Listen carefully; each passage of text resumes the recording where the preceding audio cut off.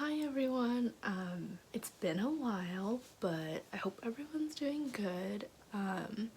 So this video is about my process in the BFA show at SAIC. I originally wasn't planning to make this a video, but I figured it'd be helpful and also kind of like a way for myself to document everything.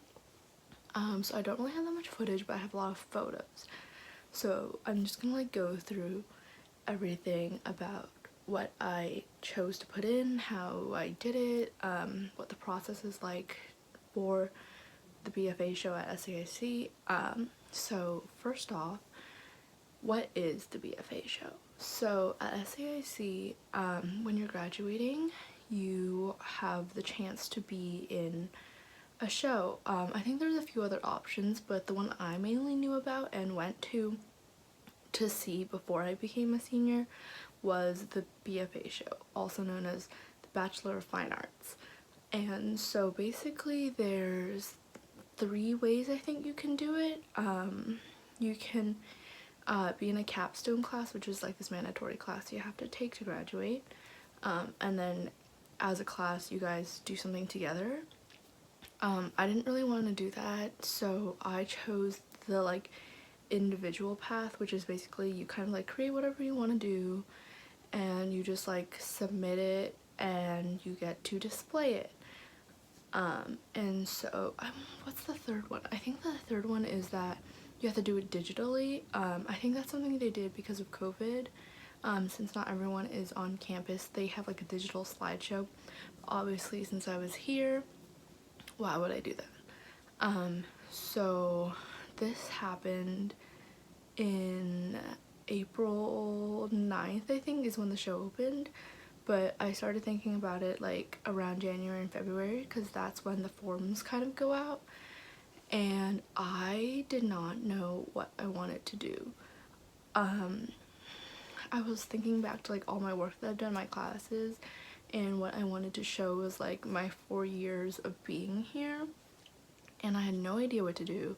So I thought I was gonna make something on my own. There's a fly. Oh my god, he lived. Okay, anyways, I didn't know what I wanted to do. I thought I was gonna make something on my own time and display that and not use any of my classwork, but then I was like, what if I don't have time? So my backup plan was to display these pair of shoes that I had made last semester that I really like. I put so much work into it, so I was like, and I really like these, so why not? So that was my backup plan. And then there was like just like an email going out like, hey, what path do you want to take, or like fill, like it wasn't like you had to know what you were going to display yet. It was just like, are you gonna be in the show, basically, yes or no?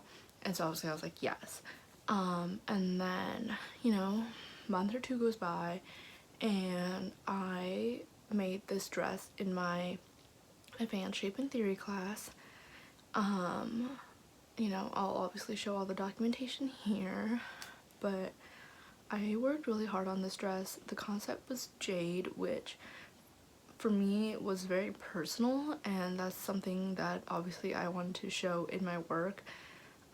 So I was like, okay, if this dress turns out well, then I will display it, and then if not, I have my shoes as a backup plan. And so I had the critique for my dress. I worked on it so hard for 2 weeks, maybe like 3 technically. I like draped everything. I had to get all the materials, obviously. I really just wanted to like show my technical skills that like I've grown to have, because I didn't start out in fashion, and I was kind of really proud that like, wow, I made a dress. But like the beading took like 18 hours, and so the dress was like mostly finished for the critique in my class, and my teacher was like, you should make 5 versions of this dress if you want to work on your technical skills. And I was just like, what the heck? Like, I understand where he's coming from, but at the same time, I'm not gonna do that. I have other classes. I'm not gonna spend 5 times the amount of money on the materials for the same thing. I just think that like if I wanted to grow my technical skills, I can still do that by making something else. Anyways, I talked to him about like whether I should put this piece in the BFA show or my shoes, and he was like, why are you picking one or the other? And I was just like, well, they just feel too separate. And he was like, but they do kind of go together, they have the same themes, they're both very personal to you. And so after talking to him, I was like, okay, well, why not, I'll incorporate the shoes. And so that's basically what I did. And then now that the process of making what I was gonna make for the BFA show has been talked about, I'm gonna talk about how the BFA show kind of worked. So I think a few weeks before, like I think in March, I get another email and it's saying like, you're gonna be enrolled in this Canvas class, and it's just gonna give you all your information that you're gonna need, like how to set up, where you're gonna go, like what all the dates, how you're gonna deinstall, and then they sent out like this form, like what space did you want, because for the individual track you pick based on lottery. So I was like, so my first thought was to do a combo space, which is a wall and a floor, because I wanted to display the dress on the floor, obviously, you know, like have it standing up with a mannequin, and then the wall could be like a background. But then I was looking at the dimensions and I was like, oh, I don't want it to be like too pushed close to the wall where you can't like walk around it and do like a 360. So then I emailed them like, hey, can I just change to a floor space? And since it was still like early on enough, they were like, yeah, go for it. And then like another week went by, and then I get an email saying like, this is your lottery number, so this is the number you get to pick. Basically I was number 2, which was fantastic. And so the day of the lottery kind of happens, and there's 3 groups. It's floor and ceiling, and then combo, and then wall. And so I get there, they're still doing the wall space, I think, and so there's still a lot of people like looking around. They gave me a map to go check out all the like designated spaces, and I basically chose number 80 as my top choice. And it was fun. We were all kind of just sitting around like, oh, you want this number, I want this number, and you know, just waiting for a turn. And then they finally get to the floor and ceiling space. I'm number 2. I just go up and I'm like, hey, can I get number 80? They're like, yes, it's available. And then I'm good to go. So then after that, you have to fill out kind of like what dimensions is your piece, what materials, like things that are going on the label, because they have, you know, things you can't use in a gallery space. It can't be like, I don't know, like bodily fluids or like decaying plants, like things that don't need maintenance. And then I don't know, there's a whole list of random things that are restricted, but they just check all your materials. They say, is this your title, is this your name spelled correctly, is this your label, to confirm. I'm like, yes, everything's good to go. And then I think the week after I installed, you basically just make a reservation and see what times are available. I think they gave us like 2 weeks to install. I chose like the first available time, which in hindsight probably there was pros and cons, because one, I feel like I picked a little too early and I felt rushed, like I felt pressure to finish everything, but at the same time, like I got to get it out of the way and everything was done on time and done the way I wanted it to be. So I just like went in, checked in, and was like, hey, I'm here to install. They said, okay, this is your space, right? And I'm like, yep. And then you just go and set everything up, and then when you're done, they come check it out, make sure everything's like approved. They ask you about the lighting, like what kind of lighting you want. They double check your name, your label, your title, like all that stuff again, and then you're just good to go. But yeah, oh my god, wait. There was a problem with the mannequin situation. So here's the one thing you should know if you are going to use a mannequin in your show.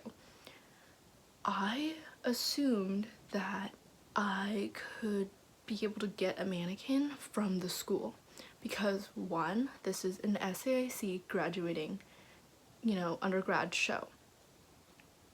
It's the building, I don't think it's owned, but it's at least like rented by SAIC. We have full-time security, and it's not like an off-campus thing. It's school grounds. It's school like funded, not funded, but like, you know, advertised like it's a school thing. And I emailed the head of the fashion department, who I've had like 2 classes with, so I know her pretty well. And I was like, hey, I'm doing the SAIC BFA show. I was wondering if I could borrow a mannequin for, I don't know, however long the show was, like 2 weeks. The show was 1 week, but like, you know, for install 2 weeks. And she was like, hey, I'm sorry, you can't. They're not for like individual checkout or whatever. And I was just like, okay. Like, that's really weird, because you would think that the school would like, I don't know, after 4 years you spent so much money, you attended all these classes, you would think that they would let you have it. And also like one, I feel like I know it's probably not her fault, like it's probably like an SAIC policy, but like you would think that they would let you have this. I don't know, because the gallery had pedestals and shelves for you to use, and then I emailed them and was like, do you have any mannequins? And they were like, no, which I understand, it's an art gallery. Usually art galleries don't have mannequins, but like the fact that the fashion department won't let you use mannequins for like a school event doesn't make any sense to me. And I feel like that just kind of really like messed up my plans, because like they're expensive. I don't want to buy one on Amazon or eBay or whatever the heck. The cheapest one I found was still $100. Where am I gonna put this when I'm done with it?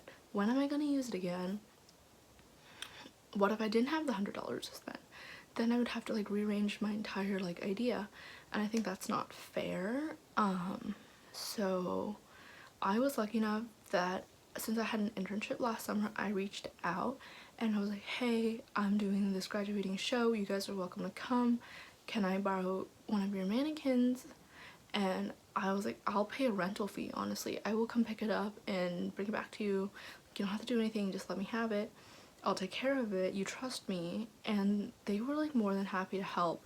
They were like, yeah, like I can drop it off at your house, you don't have to pay me anything at all, like I'm so excited to go see it. I was like, great, fantastic. So I lucked out on that one.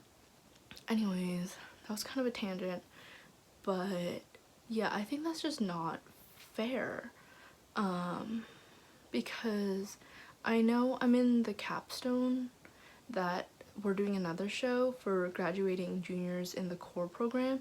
The core program is kind of like the main fashion program that I'm not in, so I'm not exhibiting my work there, I'm just helping out. But they get mannequins, so like what the heck. It just doesn't make sense to me. But anyways, I set up for everything went fine. The show opened, I was super excited. I went with my friends, I went with Shio, we walked around, everyone's art was just so cool, and I really like enjoyed seeing like the names of people I knew, and I was like, oh my god, like I remember this person, like they did this cool thing.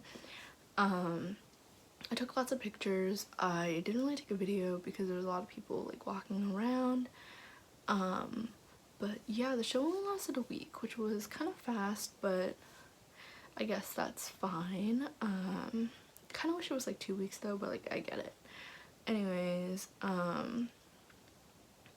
yeah, that was basically it. And then I just deinstalled the week after. I just checked in again, said this is my number, I'm taking everything down, you know, took everything down, and then they come check, and then that's the end.